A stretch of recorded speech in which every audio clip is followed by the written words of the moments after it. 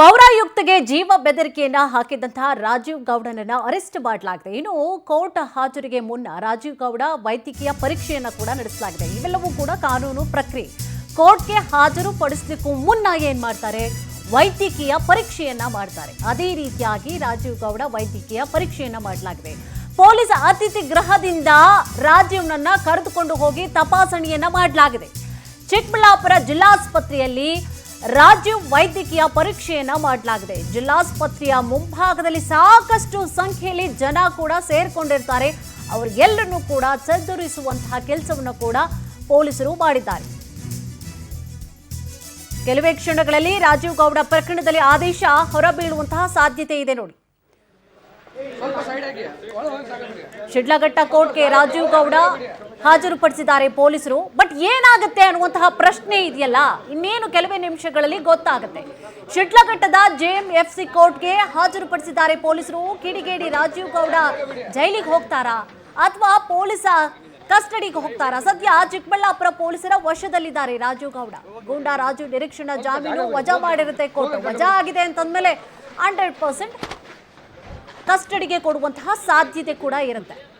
FIR ರದ್ದು ಕೋರಿದಂತಹ ಅರ್ಜಿಯನ್ನು ಕೂಡ ವಜಾ ಮಾಡಲಾಗಿರುತ್ತೆ. ಹೀಗಾಗಿ ಉಚ್ಚಾಟಿತ ಕಾಂಗ್ರೆಸ್ ನಾಯಕ ರಾಜೀವ್ಗೆ ಜೈಲೂಟ ಫಿಕ್ಸ್ ಎನ್ನಲಾಗ್ತಾ ಇದೆ. ಕೆಲವೇ ಕ್ಷಣಗಳಲ್ಲಿ ನೋಡಿ, ರಾಜೀವ್ ಗೌಡ ಪ್ರಕರಣದಲ್ಲಿ ಆದೇಶ ಹೊರಬೀಳುವಂತಹ ಸಾಧ್ಯತೆ ಇದೆ. ಇನ್ನೇನು ಕೆಲವೇ ನಿಮಿಷಗಳಲ್ಲಿ ಗೊತ್ತಾಗುತ್ತೆ ಏನಾಗಬಹುದು ಅಂತ. ಯಾಕೆಂದ್ರೆ ನೋಡಿ, FIR ರದ್ದು ಕೋರಿದಂತಹ ಅರ್ಜಿಯನ್ನು ಕೂಡ ವಜಾ ಮಾಡಲಾಗಿದೆ. ಇನ್ನೊಂದು, ಹೀಗಾಗಿ ಉಚ್ಚಾಟಿತ ಕಾಂಗ್ರೆಸ್ ನಾಯಕ ರಾಜೀವ್ಗೆ ಜೈಲೂಟ ಫಿಕ್ಸ್ ಅಂತ ಹೇಳಿ ಕೂಡ ಹೇಳಲಾಗ್ತಾ ಇದೆ. ಕೆಲವೇ ಕ್ಷಣಗಳಲ್ಲಿ ರಾಜೀವ್ ಗೌಡ ಪ್ರಕರಣದಲ್ಲಿ ಆದೇಶ ಕೂಡ ಹೊರಬೀಳುವಂತಹ ಸಾಧ್ಯತೆ ಇದೆ. ಶಿಡ್ಲಘಟ್ಟದ JMFC ಕೋರ್ಟ್ಗೆ ಈಗಾಗಲೇ ಪೊಲೀಸರು ಹಾಜರುಪಡಿಸಿದ್ದಾರೆ. ಈಗ ಜೈಲಿಗೆ ಹೋಗ್ತಾರಾ ಅಥವಾ ಪೊಲೀಸ್ ಕಸ್ಟಡಿಗೆ ತೆಗೆದುಕೊಳ್ಳಲಾಗುತ್ತಾ ಅನ್ನುವಂತಹ ಪ್ರಶ್ನೆ ಇದೆ. ಈಗ ಇನ್ನೇನು ಕೆಲವೇ ಕ್ಷಣಗಳಲ್ಲಿ ಕೂಡ ಈ ವಿಚಾರ ಗೊತ್ತಾಗುತ್ತೆ. ಸದ್ಯ ಚಿಕ್ಕಬಳ್ಳಾಪುರ ಪೊಲೀಸರ ವಶದಲ್ಲಿದ್ದಾರೆ ರಾಜೀವ್ ಗೌಡ. ಗೂಂಡಾ ರಾಜೀವ್ ನಿರೀಕ್ಷಣಾ ಜಾಮೀನನ್ನು ಕೂಡ ವಜಾ ಮಾಡಿರುತ್ತೆ ಕೋರ್ಟ್. ಈ ಕಡೆ FIR ರದ್ದು ಕೋರಿದಂತಹ ಅರ್ಜಿಯನ್ನ ಕೂಡ ವಜಾ ಮಾಡಲಾಗಿರುತ್ತೆ.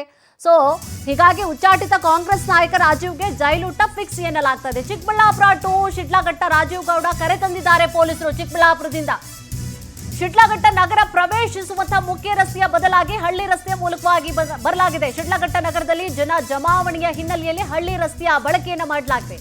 ನಗರದ ಹೊರವಲಯದ ಕೋರ್ಟ್ಗೆ ನೇರವಾಗಿ ಪೊಲೀಸರು ಎಂಟ್ರಿ ಕೊಟ್ಟಿದ್ದಾರೆ. ಜನಸಂದಣಿ ತಪ್ಪಿಸುವಂತಹ ದೃಷ್ಟಿಯಿಂದಾಗಿ ಹಳ್ಳಿಗಳ ಮೂಲಕವಾಗಿ ಬಂದಿದ್ದಾರೆ. ರಾಷ್ಟ್ರೀಯ ಹೆದ್ದಾರಿ 44ರ ದೊಡ್ಡ ಪಯ್ಯಾಲ ಗುರ್ಕಿ ಮೂಲಕವಾಗಿ ಬಂದಿದ್ದಾರೆ. ಅಮ್ಮಗಾರಹಳ್ಳಿ, ಬಶೆಟ್ಟಿಹಳ್ಳಿ, ಅಬ್ಲೂಡು ಮಾರ್ಗವಾಗಿ ಶಿಡ್ಲಘಟ್ಟ ಕೋರ್ಟ್ಗೆ ಅವರು ಕರೆ ತಂದಿರುವಂತದ್ದು. ನೋಡಿ, ಮಾರ್ಗ ಬದಲಾವಣೆಯನ್ನ ಕೂಡ ಮಾಡಿದ್ದಾರೆ. ಸಾಕಷ್ಟು ಸಂಖ್ಯೆಯಲ್ಲಿ ಈಗಾಗಲೇ ಗಮನಿಸ್ತಾ ಇದ್ದೀರಿ. ಬರುವಂತಹ ದಾರಿಯ ಮಧ್ಯದಲ್ಲೂ ಒಂದಷ್ಟು ಜನ ಕೂಡ ಸೇರ್ಕೊಂಡಿದ್ದಾರೆ. ಯಾವ ದಾರಿಯಲ್ಲಿ ಹೋಗ್ತಾರೆ ಏನು, ಪೊಲೀಸರು ಕೂಡ ಒಂದು ಸ್ವಲ್ಪ ಮಾರ್ಗ ಬದಲಾವಣೆಯನ್ನು ಕೂಡ ಮಾಡ್ಕೊಂಡಿದ್ದಾರೆ. ಹಳ್ಳಿಗಳ ಮೂಲಕವಾಗಿ ಅವರು ಕೋರ್ಟ್ಗೆ ಹಾಜರುಪಡಿಸಿದ್ದಾರೆ. ಶಿಡ್ಲಘಟ್ಟ ಕೋರ್ಟ್ಗೆ ಕರ್ಕೊಂಡು ಹೆಂಗ್ ಬಂದ್ರು ಅಂದ್ರೆ ಚಿಕ್ಕಬಳ್ಳಾಪುರ ಟು ಶಿಡ್ಲಘಟ್ಟಗೆ ಒಂದು ಸ್ವಲ್ಪ ಮಾರ್ಗ ಬದಲಾವಣೆಯನ್ನು ಕೂಡ ಮಾಡಿಕೊಂಡು ಹಳ್ಳಿಗಳ ರಸ್ತೆಯ ಮೂಲಕವಾಗಿ ಕೋರ್ಟ್ಗೆ ಈಗಾಗಲೇ ಹಾಜರುಪಡಿಸಿದ್ದಾರೆ. ಸಂದಣಿಯನ್ನು ತಪ್ಪಿಸುವಂತಹ ದೃಷ್ಟಿಯಿಂದಾಗಿ ಈ ಒಂದು ಮಾರ್ಗವನ್ನು ಅವರು ಮಾಡಿಕೊಂಡಿರುವಂಥದ್ದು, ಬದಲಾವಣೆಯನ್ನು ಮಾಡಿಕೊಂಡಿರುವಂಥದ್ದು. ರಾಷ್ಟ್ರೀಯ ಹೆದ್ದಾರಿ 44ರ ದೊಡ್ಡ ಪಯ್ಯಲ ಗುರ್ಕಿ ಮೂಲಕವಾಗಿ ಅಮ್ಮಗಾರಹಳ್ಳಿ, ಬಶೆಟ್ಟಿಹಳ್ಳಿ, ಅಬ್ಲೂಡು ಮಾರ್ಗವಾಗಿ ಶಿಡ್ಲಘಟ್ಟ ಕೋರ್ಟ್ಗೆ ಹಾಜರುಪಡಿಸಿದ್ರು. ಇದೇ ವಿಚಾರ ಸಂಬಂಧವಾಗಿ ಹೆಚ್ಚಿನ ಡೀಟೇಲ್ಸ್ ಅನ್ನ ಕೂಡ ನೀಡ್ತಾ ಹೋಗ್ತಾರೆ ನಮ್ಮ ಪ್ರತಿನಿಧಿ ವಲ್ಲಪ್ಪ. ವಲ್ಲಪ್ಪ, ಈಗ ರಾಜೀವ್ ಗೌಡ ಕೇಸ್ಗೆ ಸಂಬಂಧಪಟ್ಟ ಹಾಗೆ ಏನೆಲ್ಲ ಅಪ್ಡೇಟ್ಸ್ಗಳು ಲಭ್ಯ ಆಗ್ತಾ ಇದೆ, ಏನಿದೆ ಕಂಪ್ಲೀಟ್ ಮಾಹಿತಿ?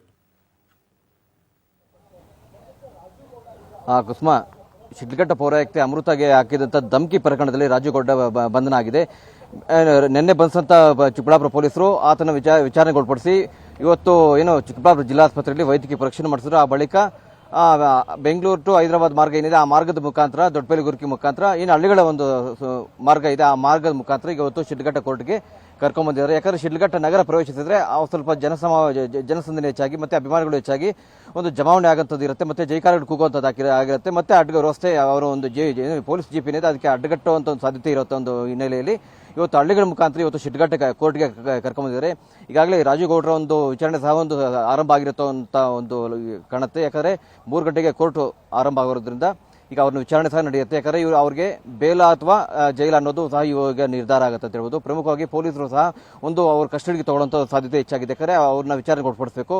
ಯಾಕಂದ್ರೆ ಆತ ಎಲ್ಲೆಲ್ಲಿ ಸಂಚರಿಸಿದ್ದ ಮತ್ತು ಏನು ಯಾವ ರೀತಿ ಒಂದು ಬಂಧನದ ಭೀತಿಯಿಂದ ಪರಾರ ಆದಮೇಲೆ ಯಾವ ರೀತಿ ಒಂದು ಕಾರ್ಯಚಟುವಟಿಕೆಗಳು ನಡೆಸಿದ್ದ ಅನ್ನೋ ಒಂದು ಹಿನ್ನೆಲೆಯಲ್ಲಿ ಶಿಡ್ಲಘಟ್ಟ ಪೊಲೀಸರು ಅದನ್ನ ಕಸ್ಟಡಿಗೆ ತಗೊಳ್ಳೋ ಸಾಧ್ಯತೆ ಹೆಚ್ಚಾಗಿದೆ ಅಂತ ಹೇಳ್ಬೋದು. ಯಾಕಂದ್ರೆ ಅವರು ಪೊಲೀಸರು ಸಹ ನಮಗೆ ಬಂದ ಮಾಹಿತಿ ಪ್ರಕಾರ ಒಂದು 5 ದಿನಗಳ ಕಸ್ಟಡಿಗೆ ತಗೊಳ್ಳೋಂಥ ಒಂದು ಸಾಧ್ಯತೆ ಇದೆ. ಆದರೆ ಕೋರ್ಟ್ ಯಾವ ರೀತಿ ನಿರ್ಧಾರ ತಗೊಳುತ್ತೋ ಅಂತ ನೋಡಬೇಕಾಗತ್ತೆ. ಇವತ್ತು ನಾವು ಶಿಡ್ಲಘಟ್ಟ ಕೋರ್ಟ್ ಮುಂದೆ ಇದ್ದೀವಿ. ಯಾಕಂದ್ರೆ ಶಿಡ್ಲಘಟ್ಟ ಕೋರ್ಟ್ದಲ್ಲಿ ಇನ್ನೇನು ವಿಚಾರಣೆ ಆರಂಭ ಆಗುತ್ತೆ ಅಂತ ಹೇಳ್ಬೋದು. ಈ ಒಂದು ವಿಚಾರಣೆ ಆರಂಭವಾಗಿ ಅವರು ಯಾವ ರೀತಿಯ ಒಂದು ಇದು ಪ್ರಕರಣ ಕೈಗೆತ್ತಿಕೊಳ್ತಾ ನೋಡಬೇಕಾಗತ್ತೆ. ಯಾಕಂದ್ರೆ ಈಗ ಇವತ್ತು ಬೇಲ್ ಆಗ್ಬೋದಾ ಅಥವಾ ಜಾಮೀನು ಸಿಗ್ಬೋದಾ ಆ ಒಂದು ನಿಟ್ಟಿನಲ್ಲಿ ಈಗ ಸ್ವಲ್ಪ ಕ್ಷಣದಲ್ಲೇ ನಿರ್ಧಾರ ಆಗುತ್ತೆ ಅಂತ ಹೇಳ್ಬೋದು. ಹತ್ರನೂ ಕೂಡ ಅವರ ಅಭಿಮಾನಿಗಳು ಏನಾದ್ರು ಬಂದಿದ್ರು? ಎಸ್, ಮತ್ತೆ ಮಾತಾಡಿಸ್ತೀನಿ ಮಲ್ಲಪ್ಪ.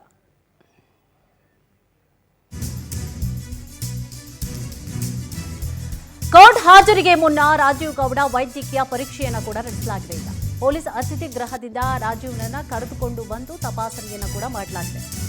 ಚಿಕ್ಕಬಳ್ಳಾಪುರ ಜಿಲ್ಲಾಸ್ಪತ್ರೆಯಲ್ಲಿ ರಾಜೀವ್ ವೈದ್ಯಕೀಯ ಪರೀಕ್ಷೆಯನ್ನು ಕೂಡ ನಡೆಸಲಾಗಿದೆ. ಜಿಲ್ಲಾಸ್ಪತ್ರೆಯ ಮುಂಭಾಗದಲ್ಲಿ ಬಹಳಷ್ಟು ಸಂಖ್ಯೆಯಲ್ಲಿ ಜನರು ಕೂಡ ಜಮಾಯಿಸಿಬಿಟ್ಟಿದ್ರು. ಅವರೆಲ್ಲರನ್ನೂ ಕೂಡ ಚದುರಿಸುವಂತಹ ಕೆಲಸವನ್ನು ಕೂಡ ಪೊಲೀಸರು ಮಾಡ್ತಾರೆ.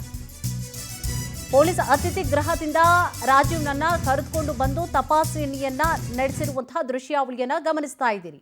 ಆ ಸಂದರ್ಭದಲ್ಲಿ ಬಹಳಷ್ಟು ಸಂಖ್ಯೆಯಲ್ಲಿಯೂ ಕೂಡ ಈಗ ಫ್ಯಾನ್ಸ್ ಅಂತ ಹೇಳಿ ಇರ್ತಾರಲ್ಲ, ಒಬ್ಬ ನಾಯಕ ಅಂತಂದ್ಮೇಲೆ ತನ್ನದೇ ಆದಂತಹ ಒಂದಿಷ್ಟು ಅಭಿಮಾನಿ ಬಳಗ ಕಾರ್ಯಕರ್ತ ಆಗಿರುವಂತಹ ಕಾರಣವಾಗಿ ಅಥವಾ ಕಾಂಗ್ರೆಸ್ನ ಮುಖಂಡ ಆಗಿರುವಂತಹ ಕಾರಣವಾಗಿ ಅವರ ಕಡೆಯವರು ಒಂದಿಷ್ಟು ಜನ ಅಲ್ಲಿ ಸೇರ್ಕೊಂಡಿದ್ರು. ಜೊತೆಗೆ ಅವರನ್ನು ಕೂಡ ಚದುರಿಸುವಂತಹ ಕೆಲಸವನ್ನು ಕೂಡ ಪೊಲೀಸರು ಮಾಡಿದ್ದಾರೆ. ಈಗಾಗಲೇ ಕೋರ್ಟ್ಗೂ ಕೂಡ ಕರೆ ತಂದಿದ್ದಾರೆ. ಇವೆಲ್ಲವೂ ಕೂಡ ಕೋರ್ಟ್ಗೆ ಹಾಜರು ಪಡಿಸುವಂತಹ ಮುನ್ನ ಒಂದಷ್ಟು ಕಾನೂನು ಪ್ರಕ್ರಿಯೆ ಇರುತ್ತಲ್ವಾ, ವೈದ್ಯಕೀಯ ಪರೀಕ್ಷೆಯನ್ನ ಮಾಡ್ತಾರೆ. ಅವರ ಆರೋಗ್ಯ ಸ್ಥಿತಿ ಯಾವ ರೀತಿ ಆಗಿದೆ ಇದೆ, ಯಾಕಂದ್ರೆ ಆ ನಂತರವಾಗಿ ಪೊಲೀಸ್ ಕಸ್ಟಡಿ ಕೊಡಬೇಕೋ ಅಥವಾ ನ್ಯಾಯಾಂಗ ಬಂಧನಕ್ಕೂ ಈ ರೀತಿಯಾಗಿ ಕೂಡ ಡಿಸೈಡ್ ಆಗುತ್ತೆ. ಯಾವಾಗಲೂ ಕೂಡ ಕಾನೂನು ಪ್ರಕ್ರಿಯೆ ಏನಿರುತ್ತೆ ವೈದ್ಯಕೀಯ ಪರೀಕ್ಷೆಯನ್ನು ಮಾಡುವಂಥದ್ದು. ಸೊ ಆ ರೀತಿಯಾಗಿ ವೈದ್ಯಕೀಯ ಪರೀಕ್ಷೆಯನ್ನು ಕೂಡ ನಡೆಸಲಾಗಿರುವಂಥದ್ದು. ಎಸ್ ಮಲ್ಲಪ್ಪ, ಈಗಾಗಲೇ ವೈದ್ಯಕೀಯ ಪರೀಕ್ಷೆಯ ಸಂದರ್ಭದಲ್ಲೂ ಒಂದಷ್ಟು ಅಭಿಮಾನಿಗಳು ಬಂದಿದ್ರು ಅನ್ನುವಂತಹ ವಿಚಾರ, ಜೊತೆಗೆ ಕೋರ್ಟ್ ಮುಂದೆಯೂ ಕೂಡ ಅಭಿಮಾನಿಗಳು ಬಂದಿದ್ರ, ಹೇಗೆ ಏನಿದೆ ಕಂಪ್ಲೀಟ್ ಮಾಹಿತಿ ಇದ್ರ ಬಗ್ಗೆ? ನಿಜ ಕುಸುಮ, ಯಾಕಂದ್ರೆ ಈಗಾಗಲೇ ಅವರ ಒಂದು ಕುಟುಂಬಸ್ಥರು ಬಂದಿದ್ದಾರೆ ಮತ್ತು ಅಭಿಮಾನಿಗಳು ಬಂದಿದ್ದಾರೆ. ಯಾಕಂದ್ರೆ ಅವರ ಒಂದು ಮುಖ ನೋಡಿ ಜೈಕಾರ ಹಾಕುವಂಥ ಸನ್ನಿವೇಶಗಳು ಸಹ ಎದುರಾಯ್ತು ಅಂತ ಹೇಳ್ಬೇಕಾದ್ರೆ ನಿಮ್ಮ ಜೊತೆ ನಾವಿದ್ದೀವಿ, ನೀವು ಯಾವ ರೀತಿ ತಪ್ಪು ಮಾಡಿಲ್ಲ ಅನ್ನೋ ಒಂದು ರೀತಿ ಸಂದೇಶ ಕಳಿಸುವಂಥ ಒಂದು ಕೆಲಸನ ಅಭಿಮಾನಿಗಳು ಮಾಡ್ತಾ ಇದ್ರು. ಮತ್ತು ಕುಟುಂಬಸ್ಥರು ಸಹ ಅಷ್ಟೇ, ನಾವು ನಿಮ್ಮ ಜೊತೆಗಿದ್ದೀವಿ, ನಿಮ್ಗೇನು ಆಗೋದಿಲ್ಲ ಅನ್ನೋ ಒಂದು ಧೈರ್ಯ ಸಹ ಅವ್ರು ತುಂಬ್ತಾ ಇದ್ರು. ಅಲ್ಲದೆ ಪೊಲೀಸರಿಗೂ ಒಂದು ಮನವಿ ಮಾಡ್ತಾ ಇದ್ರು ಕುಟುಂಬಸ್ಥರು, ನಾವು ಕೋರ್ಟ್ ಆವರಣದೊಳಗೆ ಬರಬೇಕು, ನಾವು ಅವ್ರಿಗೆ ಜೊತೆ ಇರಬೇಕು ಅಂತ ಹೇಳ್ಬಿಟ್ಟು. ಆದರೆ ಪೊಲೀಸರು ಯಾವುದೇ ರೀತಿ ಅವರಿಗೆ ಅನುಮತಿ ಕೊಡಲಿಲ್ಲ. ಮತ್ತೆ ಅಭಿಮಾನಿಗಳನ್ನು ತಿಳಿಸುವಂಥ ಕೆಲಸ ಸಹ ಪೊಲೀಸರು ಮಾಡಿದ್ರು ಅಂತ ಹೇಳ್ಬೋದು. ಯಾಕಂದ್ರೆ ಈಗ ಶಿಡ್ಲಘಟ್ಟ ನಗರದಲ್ಲಿ ಹೆಚ್ಚು ಅಭಿಮಾನಿಗಳು ಅವ್ರಿಗೆ ಇರೋದ್ರಿಂದ, ಯಾಕಂದ್ರೆ ಕಾಂಗ್ರೆಸ್ ಪಕ್ಷದಲ್ಲಿ ಅವರು 2023ರ ಅಭ್ಯರ್ಥಿ ಆಗಿದ್ರಿಂದ ಈಗ ಸಹಜವಾಗಿ ಅವರಿಗೆ ಕಾರ್ಯಕರ್ತರು ಮತ್ತು ಅಭಿಮಾನಿಗಳು ಇದ್ದಾರೆ ಅಂತ ಹೇಳ್ಬೋದು. ಯಾಕಂದ್ರೆ ಈ ನಿಟ್ಟಿನಲ್ಲಿ ಸಾಕಷ್ಟು ಜನ ಬಂದು ಕೋರ್ಟ್ ಮುಂದೆ ಈಗಾಗಲೇ ಜಮಾಯಿಸಿದ್ದಾರೆ. ಅವರು ಹೊರಗೆ ಬರೋದನ್ನೇ ಕೆಲವೊಂದು ಅಭಿಮಾನಿಗಳು ಕಾಯ್ತಾರೆ ಅಂತ ಹೇಳ್ಬೋದು. ಯಾಕಂದ್ರೆ ಆ ನಿಟ್ಟಿನಲ್ಲಿ ಮುಂದೆ ಸ್ವಲ್ಪ ಹೆಚ್ಚು ಕಮ್ಮಿ ಆಗಬಾರ್ದು ಅನ್ನೋ ಒಂದು ನಿಟ್ಟಿನಲ್ಲಿ ಪೊಲೀಸರು ಸಹ ಬಿಗಿ ಬಂದೋಬಸ್ತ್ ಕೈಗೊಂಡಿದ್ದಾರೆ.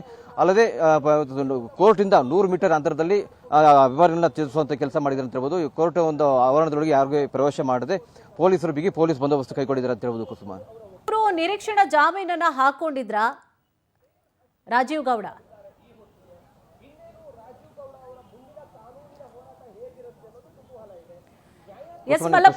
ಕೇಳಿಸ್ಲಿಲ್ಲ. ಈಗ ರಾಜೀವ್ ಗೌಡ ಅವರು ನಿರೀಕ್ಷಣಾ ಜಾಮೀನ್ಗಾಗಿ ಅರ್ಜಿನ ಹಾಕೊಂಡಿದ್ರ, ಅದೇನಾಯ್ತು ಅಂತ ಹೇಳಿ? ಹೌದು ಕುಸುಮ, ಚಿಂತಾಮಣಿ ಏನು ಕೋರ್ಟ್ ಇದೆ, ಆ ಚಿಂತಾಮಣಿ ಕೋರ್ಟಲ್ಲಿ ಹಾಕೊಂಡಿದ್ರು, ಅದು ವಜಾ ಆಗಿದೆ. ಅಲ್ಲದೆ ಈಗ ಇವತ್ತು ಸಹ ಒಂದು ಬೇಲ್ಗೆ ಅರ್ಜಿ ಸಲ್ಲಿಸಿರ್ತಾರೆ ಅನ್ನೋ ಒಂದು ಮಾಹಿತಿನೂ ಇದೆ. ಆದ್ರೆ ಕೋರ್ಟ್ ಯಾವ ರೀತಿ ನಿರ್ಧಾರ ಕೈಗೊಳ್ಳುತ್ತೆ ಅನ್ನೋದು ಕೆಲವೇ ಕ್ಷಣಗಳಲ್ಲಿ ಗೊತ್ತಾಗಲಿದೆ ಅಂತ ಹೇಳ್ಬೋದು. ಕುಸುಮ, ಈ ಒಂದು ಕೇಸ್ನಲ್ಲಿ ಏನೆಲ್ಲ ಸಾಧ್ಯತೆಗಳು ಇರಬಹುದು, ಏನಾಗಬಹುದು, ಅಥವಾ ಕಸ್ಟಡಿ ಕೊಡ್ತಾರಾ ಅಥವಾ ನ್ಯಾಯಾಂಗ ಬಂಧನಕ್ಕೆ ನೀಡ್ತಾರೆ, ಏನಾಗಬಹುದು? ಕುಸುಮ, ಇವರ ಮೇಲೆ ಸಾಕಷ್ಟು ಪ್ರಕರಣಗಳಿರೋದ್ರಿಂದ ಏನೋ ವಂಚನೆ ಆಗಿರ್ಬೋದು, ಅಟ್ರಾಸಿಟಿ ಆಗಿರ್ಬೋದು, ಇನ್ನಿತರ ಒಂದು ಧಮಕಿ ಅಂತ ಸೇರಿದಂತೆ ಒಂದು 16 ಕೇಸ್ಗಳು ಇವ್ರ ಮೇಲೆ ಇರೋದ್ರಿಂದ ಈ ಪ್ರಕರಣ ಕೋರ್ಟ್ ಗಂಭೀರವಾಗಿ ಪರಿಗಣಿಸಿದೆ. ಈ ಹಿನ್ನೆಲೆಯಲ್ಲಿ ಯಾಕಂದ್ರೆ ಇವರು ಪೂರ್ವಪರ ಹಿಸ್ಟ್ರಿ ನೋಡಿದ್ರೆ ಇವರು ನಟೋರಿಯಸ್ ಕ್ರಿಮಿನಲ್ ಪೊಲೀಸರು ಒಂದು ಮಾಹಿತಿ ಕೊಟ್ಟಿದ್ದಾರೆ. ಈ ಹಿನ್ನೆಲೆಯಲ್ಲಿ ಇವರಿಗೆ ಬೇಲ್ ಸಿಗೋದು ಕಷ್ಟ ಅಂತ ಹೇಳ್ಬೋದು. ಈ ಹಿನ್ನೆಲೆಯಲ್ಲಿ ಅಲ್ಲದೆ ಪೊಲೀಸರು ಸಹ ಒಂದು ಕಸ್ಟಡಿಗೆ ತಗೋಬಹುದು. ಪೊಲೀಸರು ಕಸ್ಟಡಿಗೆ ಕೊಟ್ಟಿಲ್ಲ ಅಂದ್ರೆ ಇವರಿಗೆ ನ್ಯಾಯಾಂಗ ಬಂಧನ ಆಗುವಂತ ಸಾಧ್ಯತೆ ಹೆಚ್ಚಾಗಿದೆ ಅಂತ ಹೇಳ್ಬಿಟ್ಟು ಆ ಒಂದು ನಮಗೆ ಬಂದಂತ ಮಾಹಿತಿ. ಎಸ್, ಥ್ಯಾಂಕ್ ಯು ತಮ್ಮೆಲ್ಲ ಡೀಟೇಲ್ಸ್ಗಾಗಿ.